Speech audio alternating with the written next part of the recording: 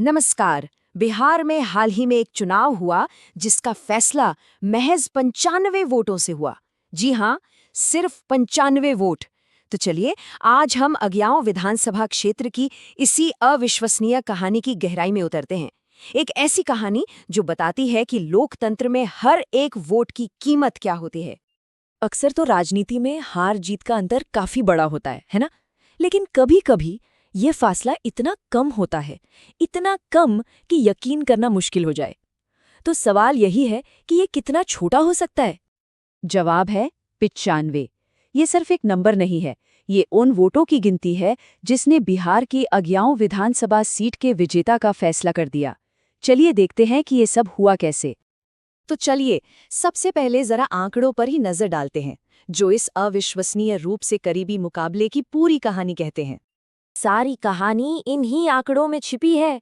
BJP के महेश पासवान को मिले 69,412 वोट्स और उनके सबसे करीबी प्रतिद्वंदी सीपीआई-एमएल के शिव प्रकाश रंजन को मिले 69,317 वोट्स। और अंतर सोचिए, सिर्फ 95 वोटों का।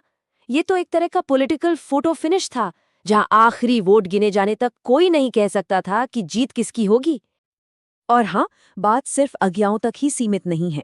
ये मुकाबला हाल के विधानसभा चुनावों के सबसे कांटे की टक्कर वाले मुकाबलों में से एक था। इसी वजह से ये सीट पूरे राज्य की राजनीति के सेंटर में आ गई। तो सवाल ये है कि आखिर कौन है वो शख्स जो इस कांटे की टक्कर में जीत कर निकला। चलिए मिलते हैं नए विधायक महेश पासवान से। तो उनका चुनावी हलफनामा क्या बताता है, चलिए देखते हैं।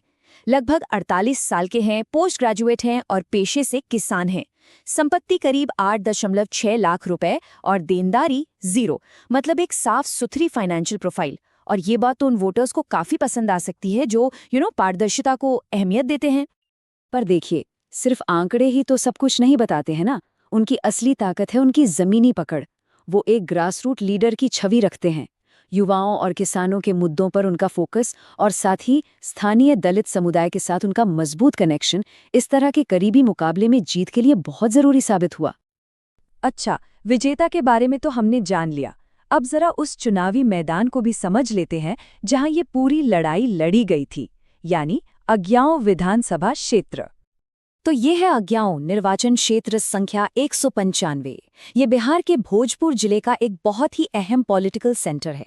ये एक अनुसूचित जाति यानी एससी आरक्षित सीट है, जिसका मतलब है कि यहाँ की राजनीति में प्रतिनिधित्व और समावेश के मुद्दे बहुत गहरे जुड़े हुए हैं। और क्योंकि ये आरा लोकसभा क्षेत्र का हिस्सा है, इसलिए यहाँ के नतीजों का असर बड़े राजनीतिक समीकरणों पर भी पड़ता है। पर सवाल ये उठता है कि क्या इतनी करीबी टक्कर बस एक इत्तेफाक थी, या फिर अगियाओं में ऐसा कुछ हमेशा से होता आया है? इसका जवाब हमें इसके चुनावी इतिहास में मिलेगा। ये स्लाइड एक बहुत ही दिलचस्प कहानी बयां करती है। देखिए, 2015 में सीट गई जेडीयू के पास, 2020 में पासा पलटा और सत्ता आई सीपीआई-एमएल के हाथ में, और अब 2025 में बीजेपी ने बाजी मार ली। 3 चुनाव, 3 अलग-अलग विजेता पार्टियां। तो इस पैटर्न से क्या समझ में आता है? सीधी सी बात है, अगियाओं किसी एक पार्टी का किला नहीं है। ये एक ऐसी सीट है जहां मुकाबला हमेशा तगड़ा रहता है और वोटर जो हैं वो लगातार बदलाव चाहते हैं। यहाँ राजनीतिक वफादारी कोई स्थायी चीज नहीं है। अब देखिए, इतनी छोटी सी जीत के बाद जश्न का समय ज्यादा नहीं होता। नए विधायक के सामने अब चुनौतियों का पहाड़ खड़ा है। सबसे पहली चुनौती है, इलाके में संसाधनों की कमी है और विकास की उम्मीदें बहुत ज्यादा।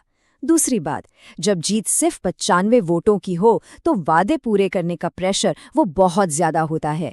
और तीसरा, एक मजबूत विपक्ष जो हर कदम पर नजर रखेगा, ये जानते हुए कि वो जीत के कितने करीब थे।